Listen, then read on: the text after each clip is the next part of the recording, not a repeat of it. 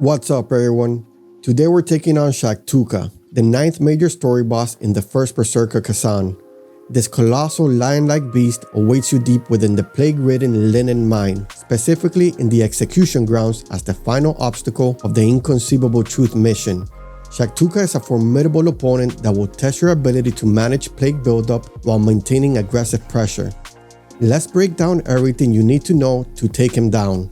Before engaging Shactuka, your top priority is equipping gear that provides plague resistance. Many of this boss's attacks inflict plague, so you'll want protection against this status effect.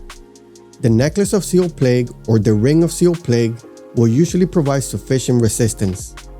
Additionally, equipping at least 2 pieces of the Nomad set will further boost your plague resistance. You don't need plague resistance in every equipment slot, but just make sure that you have some form of it equipped somewhere. Beyond your gear, stock up on Plague Cleanse potions. Use these potions preemptively when you anticipate being afflicted by plague, rather than waiting until the effect has already taken hold. This proactive approach will keep you in the fight longer and prevent unnecessary damage. The primary goal when fighting Shactuka is to break his stamina through aggressive countering, especially using Brink Guards and/or reflections. Shactuka starts the fight relying on raw physical power with slow but telegraphed attack patterns. Your job is to learn these patterns and punish the recovery windows that follow. Now let's walk through his main attacks and how to counter them. His 5-hit combo begins with a sequence of arm swings that concludes with a heavy 2-handed ground slam. You'll want to Brink Guard or reflect these hits to deal stamina damage. Similarly, his 4-hit combo starts identically with left and right swings, but then diverges into a delayed left swing followed by a final delayed lunging attack. Again, Brink Guard or reflect for optimal stamina damage. When Shactuka performs his bite combo, he'll launch forward delivering 3 rapid bites in succession. Watch out for the 3rd bite, which comes with a slight delay. All of these inflict plague buildup, so be especially careful. The combo concludes with a 4th, more powerful leaping bite. You should Brink Guard this entire combo. His leaping bite is essentially the same final move from the bite combo, but used independently when you're at a distance. The boss will leap across the arena and attempt to bite you upon landing. Stand your ground while he jumps around and prepare to perform a Brink Guard. One of Shactuka's most punishable moves is his back foot kick. He'll leap over or past you, turn his back and deliver a powerful kick with both hind legs. Following the kick, he turns slowly towards you before launching a quick arm swing. After this attack, he loses his balance and falls to the ground, creating a major opening for you to land significant damage.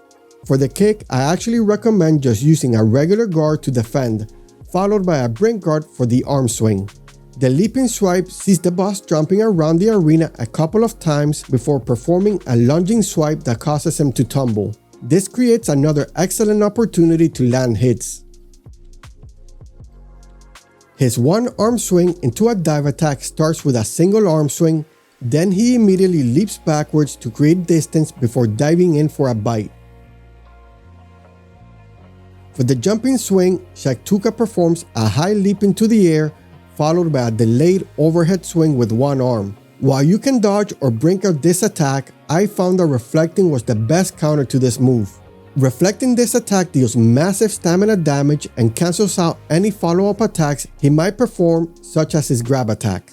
Speaking of the grab attack, after leaping back, Shactuka may perform this move, which is telegraphed by a distinct audio cue. You must dodge this attack to avoid severe damage. His twin arm swing has him attacking with both arms simultaneously. After this attack, he'll lie flat on the ground for an extended duration. If you manage to Brink Guard the first hit of this attack, Shactuka will become staggered, giving you a massive punish window. The claw scratch pattern changes as the fight progresses. Initially, Shactuka performs 2 ground scratches followed by a swing that must be Brink Guarded. Keep this pattern in mind because it will change later in the fight. Once you get Shactuka's health down to around 75%, the fight changes significantly. He becomes enraged and enhances his existing moves with Plague while adding new attacks to his arsenal. Shactuka will lick his left hand, causing it to glow with a menacing pink aura. all subsequent attacks made with this empowered hand inflict heavy plague buildup. This is critical because even when you Brink Guard his attacks, the plague meter will increase in small increments. This is why having plague resistance gear is essential, and why you should use plague cleanse potions preemptively. This licking animation is typically followed by a burst attack that must be countered. Shactuka actually gains 2 new unblockable burst attacks at this point. The Charging Claw is an unblockable charge where he drags his empowered claw along the ground before swinging it upward in a delayed powerful strike. The delayed spin is a burst attack that he only uses if you are positioned directly behind Shactuka as he gets up from a dive. His new pink hand thrust sees Shactuka spitting more poison into his hand before launching a quick thrusting attack. I highly recommend dodging this attack rather than guarding it, as it deals massive damage and will most likely inflict you with plague even through your guard. Remember that the claw scratch pattern also changes once he drops below 75% health. Instead of 2 ground scratches, he will now perform 3 scratches before delivering the swing. Brink Guard all of these attacks as well. Throughout the enhanced phase, continue to Brink Guard and reflect his attacks when possible, as this remains the optimal way to deal stamina damage. However, be extremely mindful of the plague buildup from his empowered hand. Do not attempt to regular guard the plague-infused attacks. Stay aggressive but smart and use your plague cleanse potions preemptively before the status effect takes hold. Next up is my no-hit kill of Shactuka. I hope you guys found this guide helpful. If you did, please drop a like and subscribe to the channel for more content. If you have any questions, feel free to leave a comment and I'll do my best to answer it. Thank you for watching, and I'll see you all in the next one.